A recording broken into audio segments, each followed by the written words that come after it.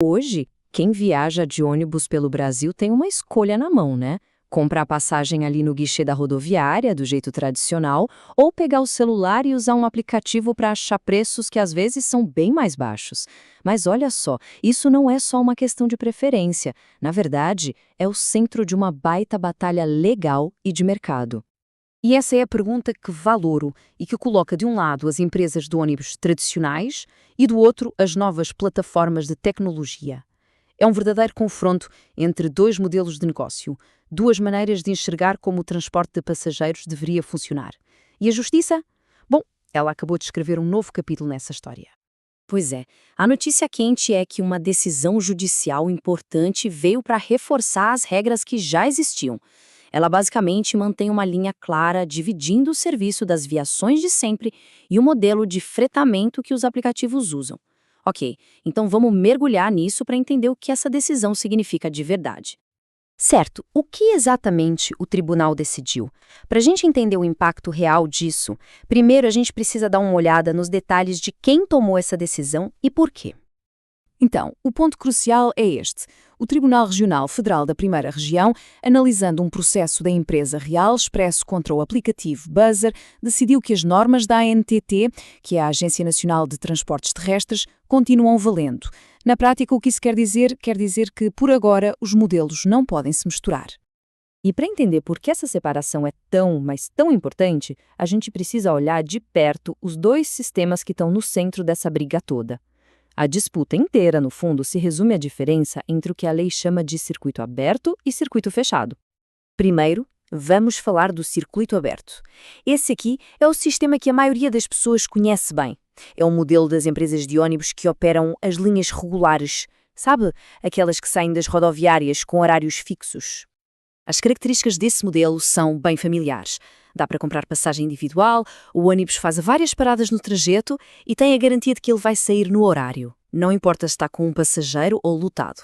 Mas o ponto-chave aqui, o mais importante, é uma obrigação legal.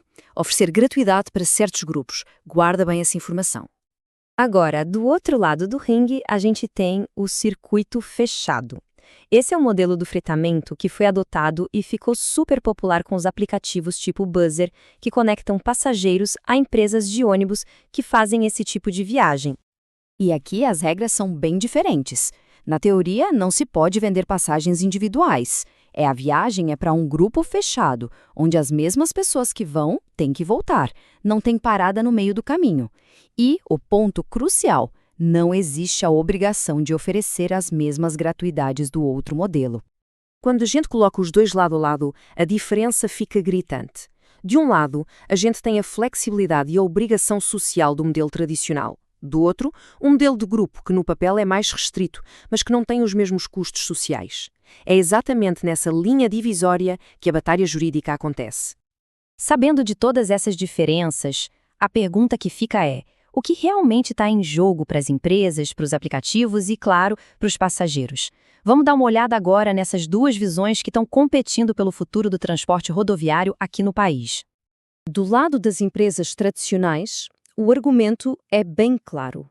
Nas palavras do advogado da Real Expresso, a decisão protege a lei e garante que os benefícios sociais continuem existindo. A visão aqui é que a estabilidade das regras é uma vitória para a sociedade, principalmente para aquelas pessoas que dependem das passagens gratuitas. Só que a percepção do público pode ser bem, mas bem diferente. Um comentário de um leitor chamado Kelver resume o que muitos consumidores pensam. Para ele, a decisão só serve para proteger as empresas tradicionais da concorrência e manter os preços lá em cima. Ele vê os aplicativos como uma alternativa mais justa. A fala do advogado foca bastante nesses direitos sociais, né? Mas será que na prática essa garantia de gratuidade funciona como deveria?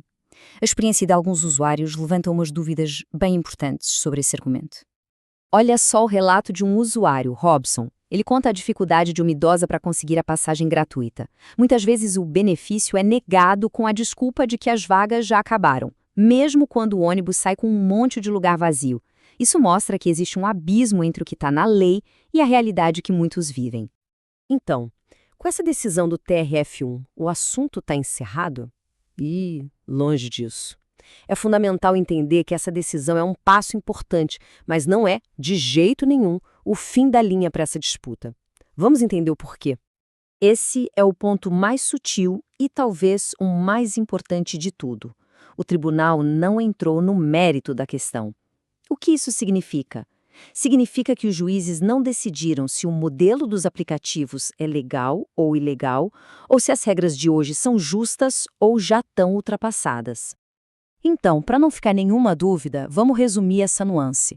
A decisão manteve as regras como estão, sim, mas por um motivo técnico, processual. Não foi porque julgaram quem está certo ou errado. Isso quer dizer que a discussão principal, aquela sobre o futuro desses modelos e se eles são legais, ainda está em aberto e vai ser julgada mais para frente. E isso tudo nos deixa com a pergunta final, a grande questão.